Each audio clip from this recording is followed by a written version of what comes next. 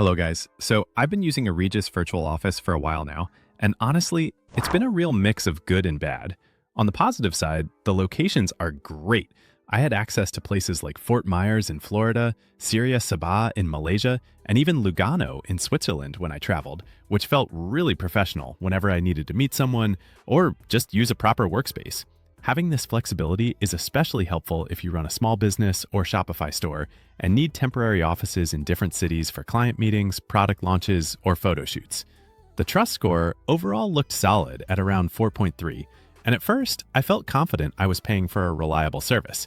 The staff at some centers, especially in Princeton and Tokyo Pacific Century Place, were genuinely helpful, smiling, and professional. They really made the experience feel premium, from guiding me through check-ins to providing assistance with office resources and meeting room setups. That kind of support can make a big difference when you're traveling or trying to make a strong impression on clients. But here's where the frustration kicked in.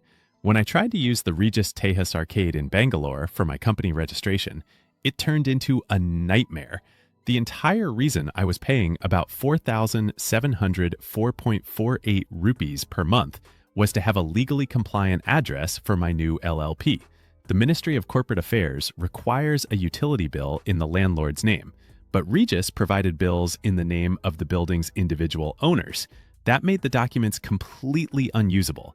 After going through loops for months and facing rejection from the authorities, I ended up registering the company at my home address, which completely defeated the purpose of paying for a premium virtual office.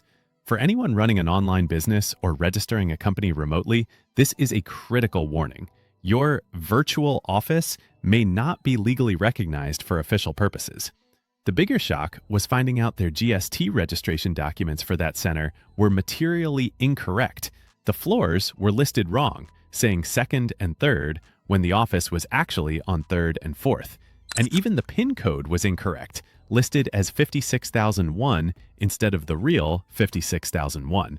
That is not just a small typo. It raises serious questions about compliance and the reliability of their documentation if you plan to use it for taxes, invoicing, or regulatory filings.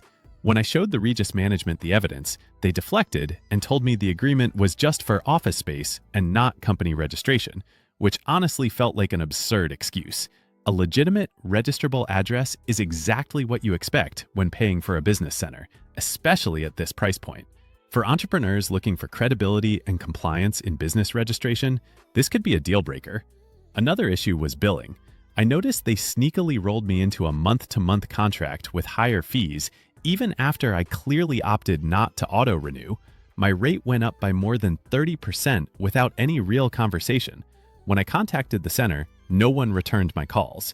Yet, when I pretended to be a new customer, salespeople bombarded me within 48 hours, offering much better deals than I was paying as an existing client.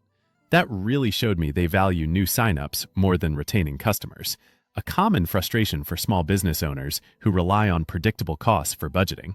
At the end of the day, my Regus virtual office experience has been split. If all you need is a nice location to meet clients or to pop in for a few hours, the offices themselves are usually modern, clean, and the reception staff are polite.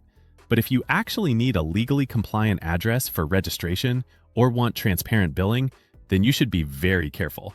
I learned the hard way that just because the brand is big and global, it doesn't mean they are consistent or reliable everywhere. For me, it has been useful in the short term, but a huge disappointment in terms of compliance and trust. I'm still dealing with the fallout from their faulty documentation and will probably take this further with authorities. For other small business owners, this is a cautionary tale. Due diligence is essential before committing to a premium virtual office.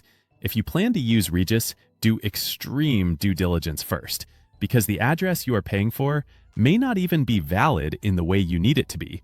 Checking local compliance requirements, confirming documents beforehand, and speaking to previous clients of that center can save you time, money, and legal headaches down the road.